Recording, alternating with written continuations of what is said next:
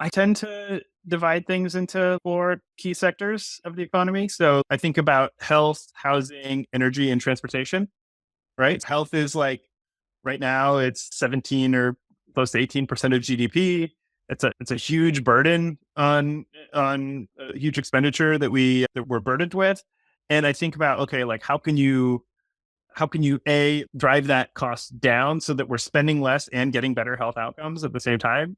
And so I've been thinking a lot about what is scalable and what is not scalable in health. And I think what is scalable is manufacturing stuff, and what's not scalable is like services that are provided by another human being.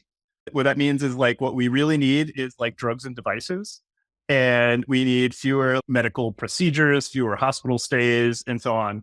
So thinking about like how can we accelerate drug and device development so that we have fewer hospital stays, so that we have fewer surgeries and so on. And so that you can see that they substitute for each other pretty easily if you think about something like statins, which lower atherosclerosis. We've actually seen in the data, there's been like, yeah, I forget the number, 60,000 fewer like hospital stays because of we've deployed statins widely. And then the trope of science fiction, like the end point of all this is like the auto doc from The Expanse. You put this cuff on your arm and it like monitors all your vitals and tells you exactly what's wrong with you. And then if you need drugs, it can synthesize the drug and inject it in exactly the right amount into your body or whatever. And so if you had something like that, we would spend like almost 0% of GDP on healthcare and we'd have much better outcomes. And that's the world I'm thinking about for medical. And then, One yeah, thing. When you say the service part is not so easily automatable, but technically we saw that when people switched to like Zoom calls to and talk with their doctors, that was already like a big productivity increase. But also if you had things like AI healthcare agents or something, of yeah, which there are a few around now that are yes, at least being trialed, it feels like services would be automatable if we would let them to be, if we allowed them. absolutely. Yeah. So that's another avenue we could go down. I think what's interesting is you've seen in the UK, they have these long lines to see a primary care physician if you're in the UK. Just they have shortages of doctors. And so a lot of people are just what they're doing is they're doing telemedicine with Singapore, and it's $12 or something like that for And they're a actually flying visit. to Romania, I think. And they're And flying to Romania. yeah. Okay. But just like even telemedicine with the doctor, if you can't see a British doctor at all, and you can get a Singaporean doctor on the phone or on a video call in 5 minutes for $12, like that's a good option. Now it's actually funny because in the US, we loosened telemedicine rules during the pandemic, right? Like we said, okay, you can go across state lines now for telemedicine, right? And then after the pandemic was open, we undid that.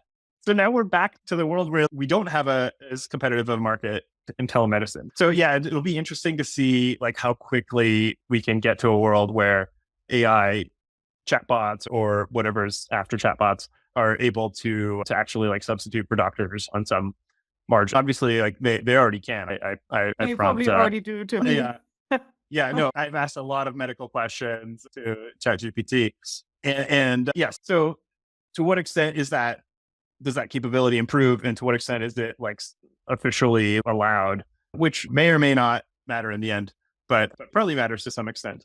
So yeah, so definitely a way to scale things a lot better than having another flesh and blood human have to like spend like their full attention on you. That doesn't scale well. Fair enough. Okay. Yeah, But that was only one of four topics. that was one. That was health. Housing, I think, relatively conventional. Like YIMBY, like we should build more. We don't have to. Not everywhere has to be high rises. Not everywhere even has to be multifamily. I would look at like the specific parts of various cities that are where we found that there is a zoning tax, right? And we should liberalize zoning in those areas. And we can have.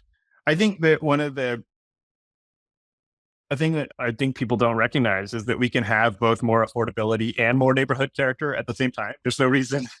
Um, People obviously very often oppose density because there's like a neighborhood character consideration, but we should be able to have more of both.